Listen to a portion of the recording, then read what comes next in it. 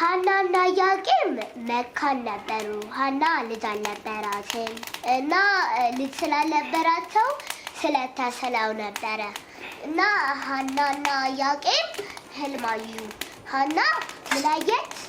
አንዲት ወፍ ነጭ ወፍ በማህፀኗ ማለቴ በጆሮዋ ገብታ ማህፀኗ ውስጥ ስታድር አየች። ኢያቄም ደግሞ እንደዚህ አየሁ አላት ለእሷ ሀና ነግራው። አንድ እርግብ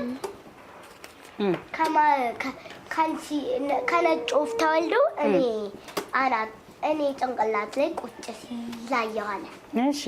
ከዛ ሀናና ኢያቄም ህልም የሚያስተረጉም ሰው ጋር ሄዱ።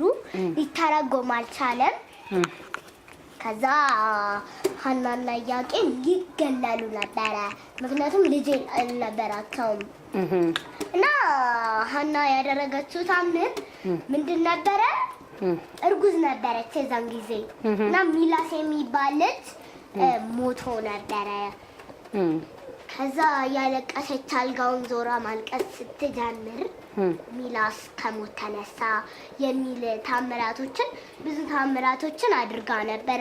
አንዳንድ ደዌ የያዛቸው ሰዎችን ራሱ በሆዷ ስትነካቸው ደህና ይሆናሉ፣ ይድናሉ። እና ተሰደደች።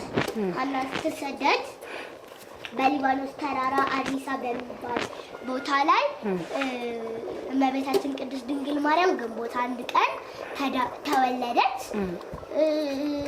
ማለትም በንፍሮ ታረሰች ሀና ይባላል ታሪኩ። ለዛ ነው እኛ ንፍሮ የምንቀቅለው።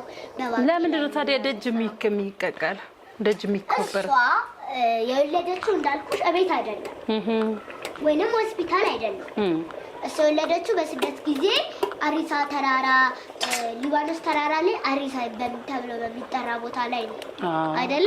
እሱን መታሰቢያ አድርገን ነው ውጪ ንፍሮ ቀቅለን አንፍረን እንሰራለን ማለት ነው።